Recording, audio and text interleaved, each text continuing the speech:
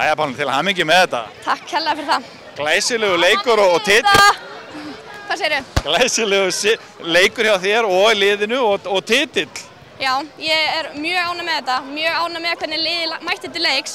Það hefur svolítið verið þannig í vetur að ef við hefum fengið smá mótlæti þá eigum við til að setja hausinu í bringu og líka áhorfendurnir. Ég hef sagt að Keflavíkur áhorfendur hafa séð svo margt að það þarf svo lítið mótlæti til þess að allir bara fara niður á einhverja fílu og eitthvað, en það var ekki í kvöld. Það var gríðarlega skemmtilegu leikur. Já, þetta var mjög spennandi leikur og ég sagði fyrir leikinn að þetta er örugglega besti kvennaleikur sem hefur í ár og ég er ekki frá því að hann hafi verið. Ég meina, bæði lið mættu til leiks mjög tilbúin og þvílík barátta bara fram í síðustu mínútu. Það er nú ekki auðvelt að eiga við hana vinkona þína þarna, þessu útlensku. Nei, hún er gríðarlega flottur leikmaður og bara örugglega ekki sá besti leikmaður sem er hérna að spila. En hún kom held ég aðeins og seint fyrir Kamaríkana og ég held að hún hefði komið í byrjun mót, það hefði skilaði mér aðeins meira.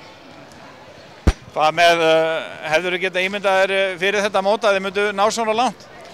Já, við erum alltaf með hörku lið og við erum með breiðan bekk og eins og ég sagði í byrjun móts að við erum með margar ungar stelpur sem geta komið inn á og spila og það skiptir bara rosalega miklu máli eins og líka núna. Þetta er löng úrslitakeppni og mótið er langt og það er bara, þegar mæðir svona mikið á líkileikmönnum þá verða þeir þreyttir en það er ekki hann í okkur. Ég hef allan nóg orku.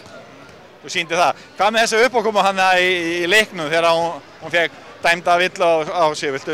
Þegar þið lentu hann saman, getur þú lýst því aðeins fyrir mig? Já, hún snýr sér bara við og kýlir mig undir þindina og þetta var mjög sárt af því ég var óundirbúin og mér finnst svona gerir maður ekki þegar maður er að spila körfubolta. Bara, þetta er ljótt, mér finnst þetta asnalegt. Var þetta viljandi hjá þér? Þetta var alveg mjög viljandi. En þú lést ekki á þig fá og hélst áfram? Já, maður verður bara að gera það. Ég meina, dómarinn tók aðeins á þessu og dæmdi allavega á hana tæknivillu og við fengum 2 víti og boltann. En ég meina, maður verður bara að halda haus og halda áfram að spila. Hvað er það sem hefur gerst hjá þér í vetur? Þú sennilega aldrei spilað betur. Ertu búin að vera með aukaæfingar? Ég er búin að vera mjög dugleg í vetur. Ég er búin að bæta í liftingsalinn örugglega 4 sinnum í viku ásamt því að vera að æfa og ég hef verið að skjóta aðeins meira.